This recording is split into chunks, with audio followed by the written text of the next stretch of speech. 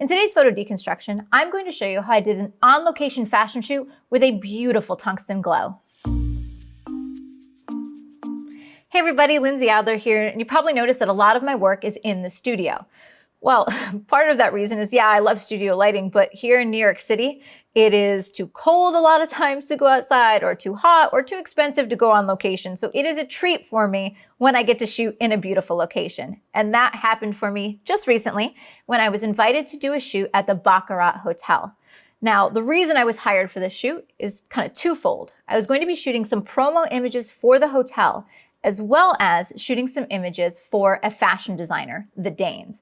And so it was kind of a twofold of those two companies working together and hiring me to produce beautiful images for them. And I love what we came up with. Now, the key to this, however, is that I had to act quickly. I was shooting in a couple different locations, but I would have a model in front of my camera for only 1 minute, 3 minutes at most in order to get the shot. So I needed to make sure the lighting was perfect before the model stepped in front of my camera. So this is what the shots ended up looking like. And this is actually in their gorgeous bar area. And it is really beautiful, but the lighting at the time, was before the bar was open, was looking a little flat.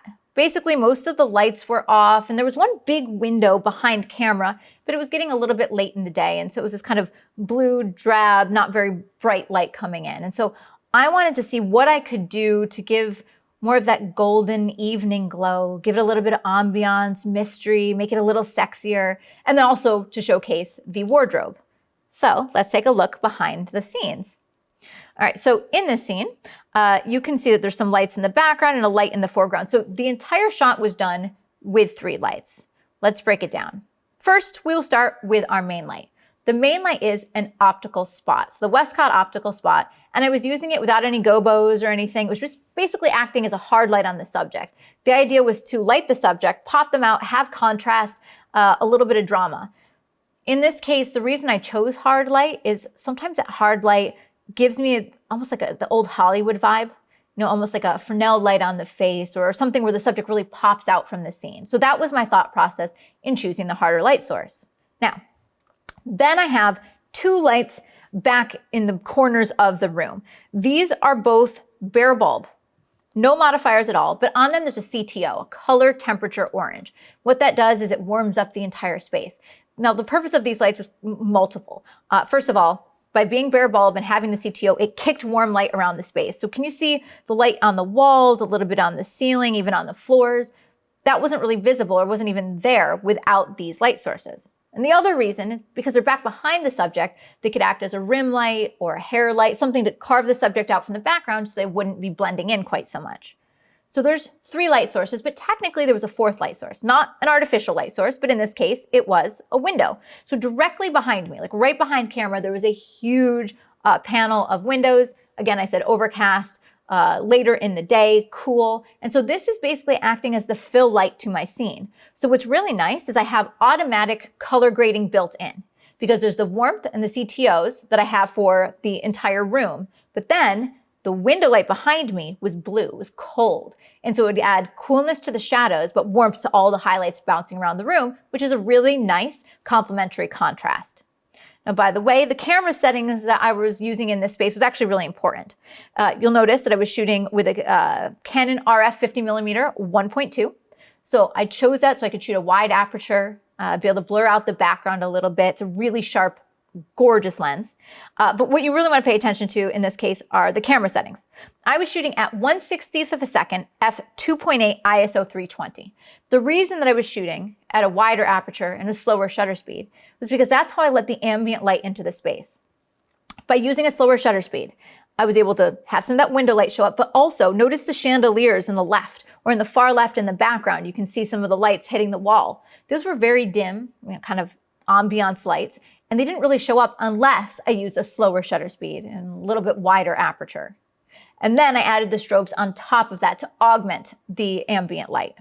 So let's go over and take a look at where we started with the original raw out of camera shot. So raw out of camera, here's what you can see. On her face, you have that hard light that is lighting a little bit of her face and the top of the dress. Then I've got the strobe to the right-hand side, which is acting like almost like a light on the wall, giving me warmth everywhere, which gives her a little bit of kiss of light on the right-hand side of the face. And then the other strobe, which you can't see, is hidden behind her, which is what gives a little bit of kiss of light on the opposite side of her hair and just kind of fills the light in the space just a little bit. Now, when I was shooting this, the bar wasn't open, but they were getting ready to open. And so I wasn't allowed to move any of the workers. So you can see there was a worker in the background, and I just knew I had to deal with it and Photoshop it out if I needed to fix it. So here's what was in camera. So the next thing I wanted to do in camera raw, or Capture One or Lightroom, in this case it was Capture One, is I wanted to be able to do a little color grade. So what I did is I worked with the color that was already there. I warmed up the highlights even more. I cooled down the shadows by adding blue to the shadows, and then I desaturated a little bit because when I warmed up the highlights, it started to look a little bit too orange. So already this is looking so much more cinematic, and it has a lot more mood and polish to it. And then I took the image into Photoshop for the retouch, which is what you see here.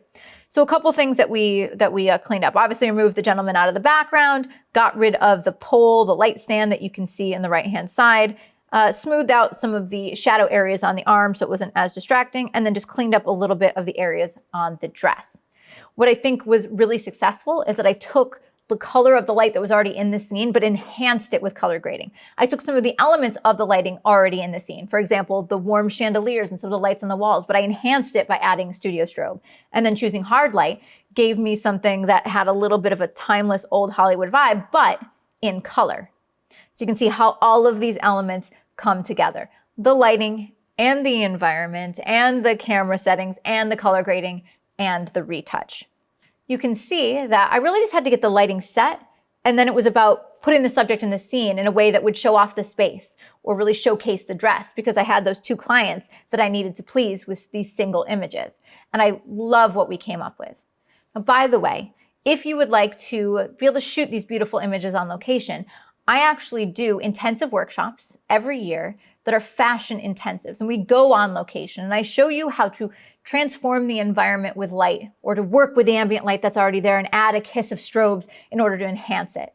You can check those out if you go to learnwithlindsay.com and you visit the events or workshops section of my website. So if you want to see the gear used to make this image, be sure to check out the links in the description below and visit adorama.com. And of course, if you've enjoyed this photo deconstruction, you want to see more of them, I have tons here on my YouTube channel, so be sure to like and subscribe.